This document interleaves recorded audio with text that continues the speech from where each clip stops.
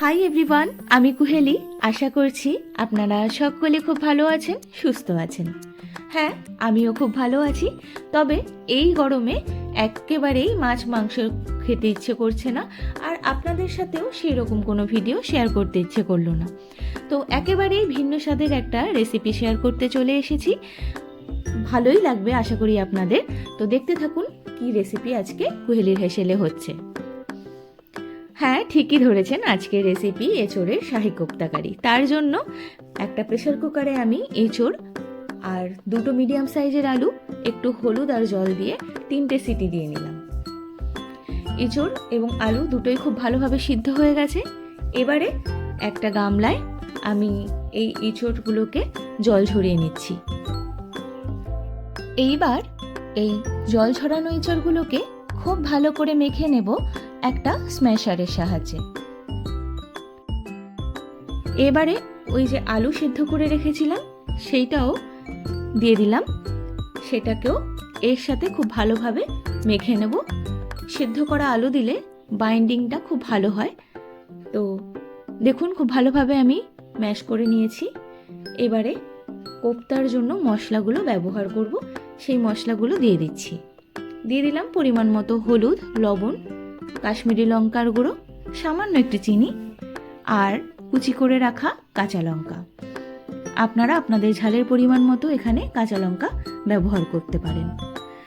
এখানে আমি 2 চামচ দিয়ে দিলাম আদা, জিরে ও কাঁচা লঙ্কার পেস্ট। আর বাইন্ডিংটা ভালো করার জন্য আমি এখানে দিয়ে দিলাম ছাতু। আপনারা বেসনও দিতে পারেন, চাইলে ডালের বাটাও এখানে ব্যবহার করতে পারেন। অল্প একটু সর্ষের তেল দিয়ে খুব ভালোভাবে মেখে নেব। খুব ভালো করে মেখে নিয়ে এবার দিয়ে দিচ্ছি সামান্য গরম মশলার গুঁড়ো। আবারও খুব ভালোভাবে সমস্তটাকে মিশিয়ে কোফতার জন্য তৈরি করে নিলাম। এবার হাতে একটু ঘি মেখে নিলাম। এবারে ওই মিশ্রণটাকে কোফতার আকারে তৈরি করে নেব, আর মাঝখানে একটা করে আমি কিশমিশ দিয়ে দিলাম। এবারে সমস্ত কোপ্তাগুলোকে তৈরি করে ফিরে আসছি।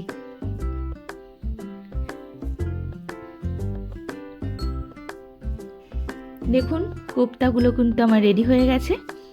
এবারে এই কোপ্তাগুলোকেই ভাজবো।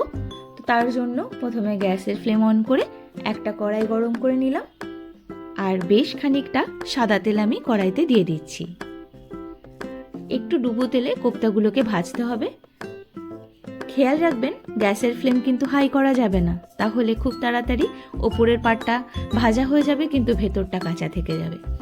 তো মিডিয়াম টু লো ফ্লেমে একটুখানি ধৈর্য ধরে এপিট ওপিট উল্টে গোল্ডেন ব্রাউন করে ভেজে নেব আমি কোপ্তাগুলোকে।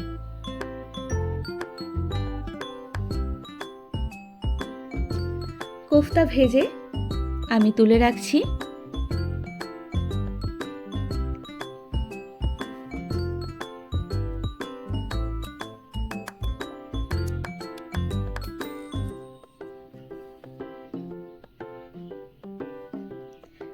দেখুন ঠিক এই রকম দেখতে হয়েছে, আর এই পর্যায়ে কিন্তু 2-4টে হাপিস করে দেওয়া কোনো ব্যাপারই না। এবারে আমি আরও কিছুটা তেল কড়াইয়ে অ্যাড করে দিয়ে দিচ্ছি গোটা গরম মশলা, জিরে, শুকনো লঙ্কা ও তেজপাতা ফোড়ন। সমস্তটাকে একটু নাড়িয়ে চাড়িয়ে আমি আগে থেকে বেটে রেখেছিলাম জিরে, আদা, কাঁচা লঙ্কা, সেই পেস্ট এখানে আমি দিয়ে দিচ্ছি।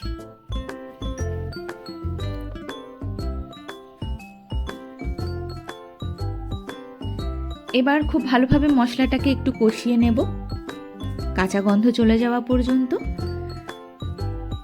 মশলা কষানো হয়ে গেছে।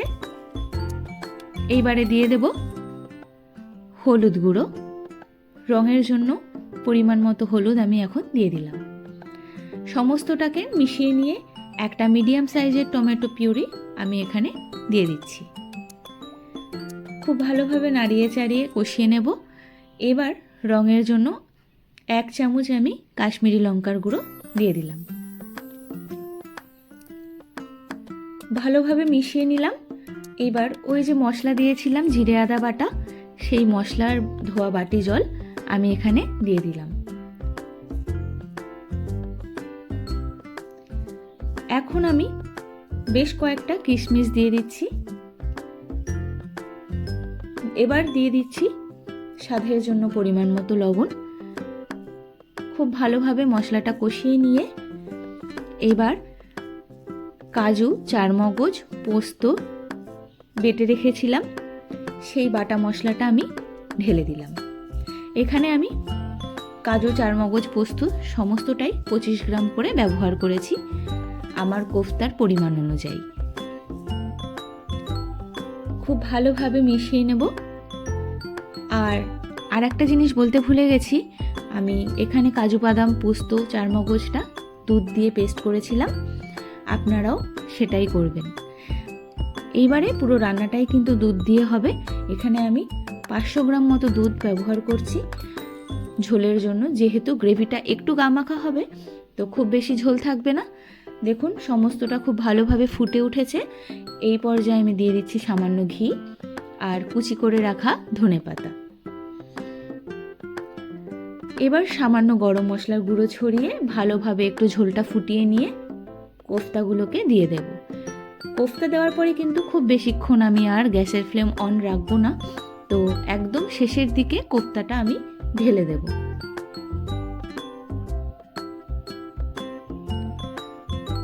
কোফতা দেওয়ার পরে মিনিট 2 মতো আমি একটু নাড়িয়ে চাড়িয়ে নেব, যাতে সমস্ত মশলাগুলো এই কোফতার মধ্যে ঢুকে যায়। ততক্ষণ অবধি নাড়িয়ে চাড়িয়ে নিলেই কিন্তু ব্যাস রেডি আজকের এই রেসিপি।